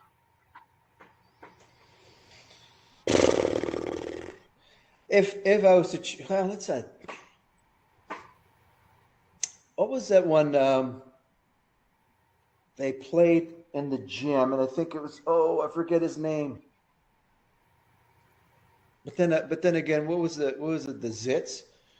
Was it Joey Jeremiah? The Zit Remedy. And yeah, they turned into the Zits later on in Degrassi High. They had one song. I have a shirt of it. It's Everybody Wants Something. Okay. And I'm trying to think of the one that I forget. Was he? Oh, I forget. What is his name? I forget. Oh, I have terrible with names. I know the faces, but I'm terrible with names. Who was the guy who ended up doing Spider-Man on Broadway? What that actor? Jake Epstein. He's in the band Downtown Sasquatch. That might be them. Jake Epstein. That might be. That they were pretty rowdy. They were pretty fun. That's wild because you were never in an episode with the Downtown Sasquatch, but you were in an episode with the Stoods. Ah, that might be them. That name rings a bell. I remember that. That's was that Sav? That's yes, Sav. Yep, that's him. Yeah. Was that the one where they had the Charlotte ordered the pizza and ruined the whole. Yes. That's the one with the Free the Children people. It's called Ladies Night. The Stoods play Holly J. Sucks. That's it. Yep. That's the one. Yeah. Okay, so you're a fan of the Stoods. That makes sense. They're a rock band. Yeah. Yeah. Perino likes to rock it, But I do. I mean, I do love soft music too, Okay. It depends. That makes sense. Since you were in that episode with them, you have that memory of them rocking out with those bunny masks. Yeah. Oh my God. Wow. They were really going for like the Slipknot vibe. Oh, the Slipknot vibe. That's funny. Well, they mentioned it in the episode where Spinner tries out for drummer, and Peter has the idea to put on the bunny mask, and he's like, "Yeah, we'll be like Slipknot. We'll be like an anonymous band." Wow, nice. That's pretty cool. I was in a band years ago as well, so there you go. And what did you play? I started off as the lead vocalist, and then I Okay. went to drum. Then I drummed. The band, there was three different variations of the band. Members came and went. We started off, we were called the Exploding Tickets, and then we went down to three of us and became Return to Normal. And then and then I left with the other guys. We had this Motown funk band called the Groom Kirby 12. So we played a lot of Motown and funk music. It was just an outlet. It's just for fun. Honestly, that's the coolest. If you heard us, maybe you would not say that, but we had a lot of fun. I think that's like the main thing. Like, there's a lot of people who say the Degrassi bands aren't that great, and I'm like, honestly, they're some of my favorite bands out there. They're just having Oh, fun. They're being authentic teenagers. yeah, When you're a yeah. teenager, you want to be a rock star. If you're someone who's outgoing and loud, and you want to be out there rocking it with your friends, going on tour, just having a great time. That's exactly it. Just making noise and just letting it out. Like no different than jumping in the pool and swimming. Just getting it out of your system. That's what it does. Yes. I think that's exactly what it is. Degrassi bands Yeah, are just trying to live the dream, you know. abs- absolutely. All right. What other questions do you have? Do you have any trivia for me? I got about 10 minutes and I have to hit the road. Oh, okay, then yes, I will squeeze in the trivia. I'm so sorry. It's all right. It's We been went on fun. so many different tangents. I know. It's just that we're up at the dance studio. My wife's going to be here in 15 minutes. She has to teach a couple of kids. So I got to, Oh, be aware of that. I think All the right. What do very you have? last question someone on Discord had was Lily wanted to know if you liked Dom Perignon because Dom Perino sounds like it. I've had champagne once or twice in my life. I don't drink much now at all, but yeah, champagne's fun with a little orange juice. Back in the day when I drank, it was a fun thing mixing it up with. What do you call those in the morning? Orange juice and champagne. I forget what it's called, but yeah, yes, I like Dom Um, Perignon. How's that? I think that's a mojito you're thinking of. I don't drink a lot of alcohol, so maybe it's not. Or something. Okay, I forget what it's called too. What else do you have? Okay, so the actual trivia, we answered the first question of how many episodes you were in total. The answer was Okay, 61. You thought it was okay, 78. okay. That's a big ego for you there. There you. I was in With you. 127 episodes. No, there's a total of like 512, I think. Okay, all right. It's amazing. All right, what else do you have? Okay. So your first ever Degrassi line is, "Hey, Mr. D, check the gourmet breakfast your kids got. Do you remember what the breakfast LD had was?" Oh no, I have no idea. I'm sorry. No, it's okay. How about waffles? I don't know. Well, the gourmet was very sarcastic. It's marshmallows and toast. That's so funny. Marshmallows and toast. Okay. All right. Okay, I didn't get that one. What else?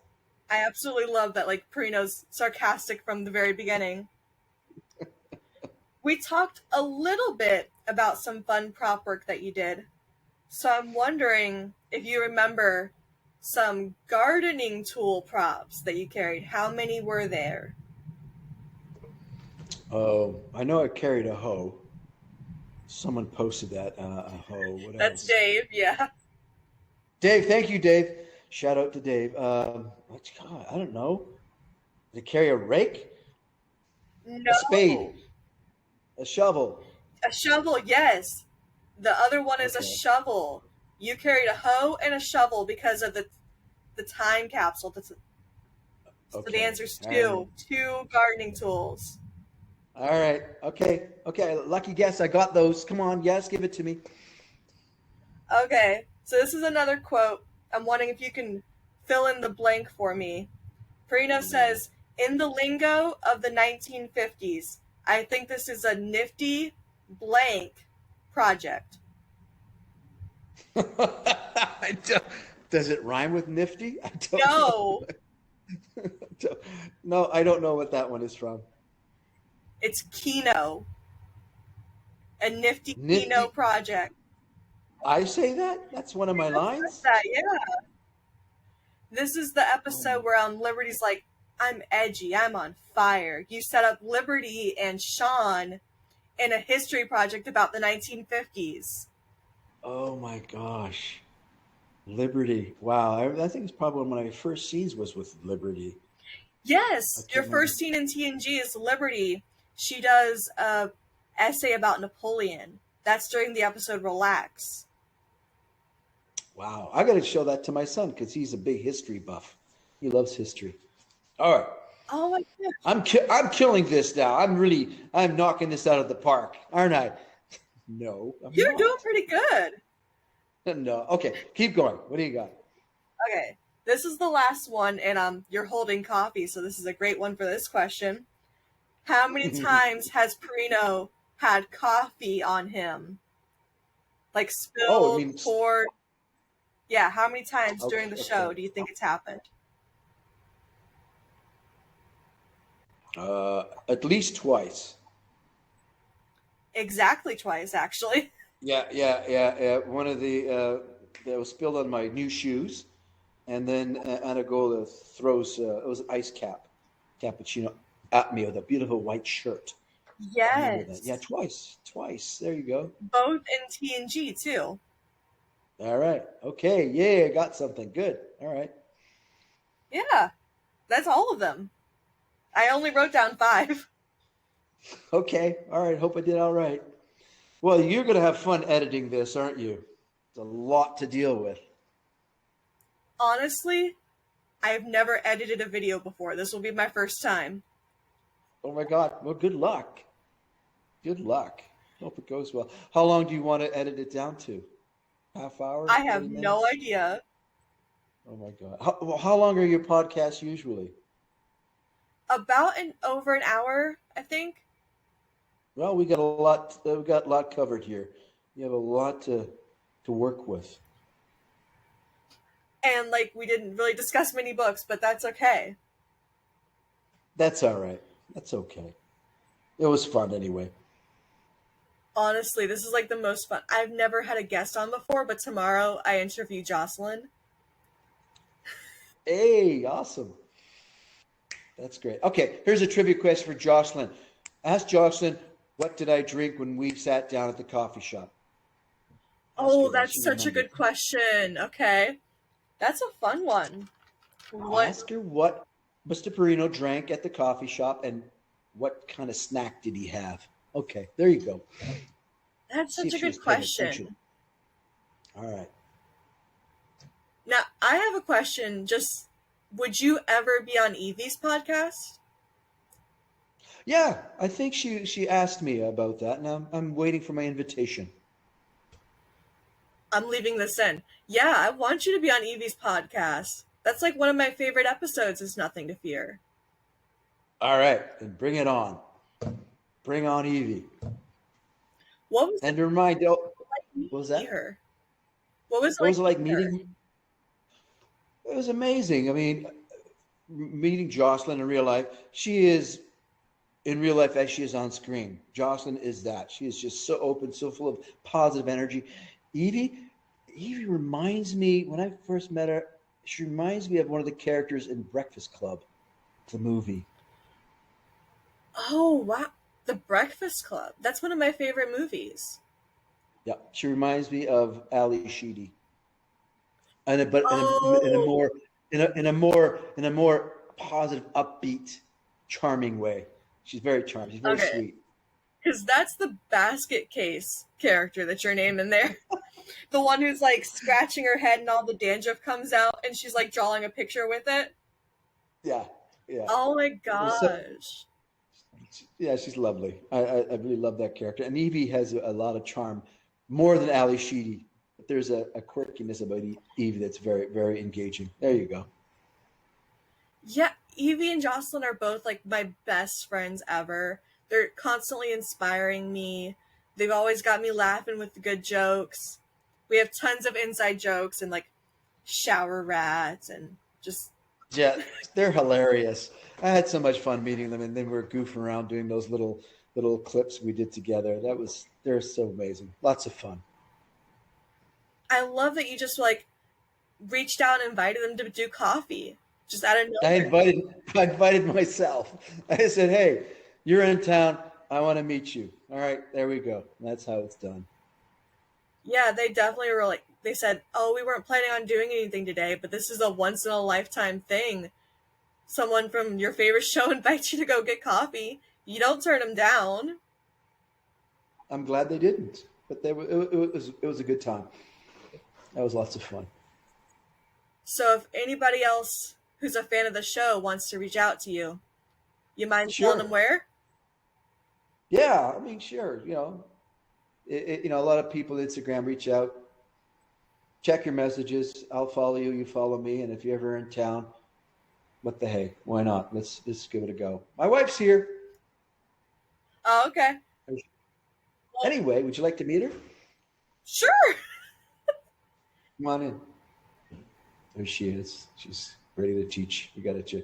Lee, come in here and say hello, and then I got to end the podcast. You might say hello to. This is Sierra. Sarah. Yeah. Oh my gosh, hi. She's saying hello. Okay. Hi. I'll take off the headphones. All right. Can you hear me? Yeah, I can still hear you. Oh my gosh. Okay, good. Hi. Yes, my wife Lee. She's about to teach a class here at the studio, which means I got to get going back home. Yeah, I got a full night. Okay. Well, not too late. All right. Well, Nice to meet you. yes. Are you guys chatting? Yeah, we're just wrapping up. Talking about Degrassi Yeah, Degrassi and life, all that sort of and thing. life, those fun things. Oh my gosh. Yeah. Tons of life stuff that I found out that I think you've had such an interesting life. For sure. Yeah, he's pretty special. He's got his own thing going on. Well, there you go. All right. Listen, we got to head out. Awesome. Let me know when you put this together. I'll have a look at it, and I'll try to send you some photos and a link to us dancing.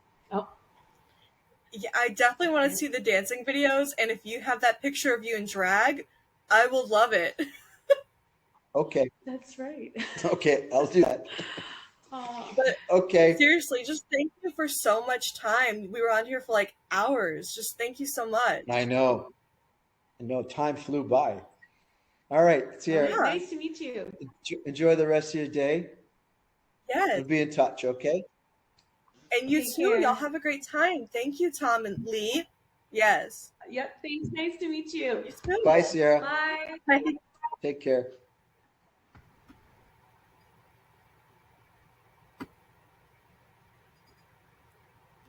Oh, it's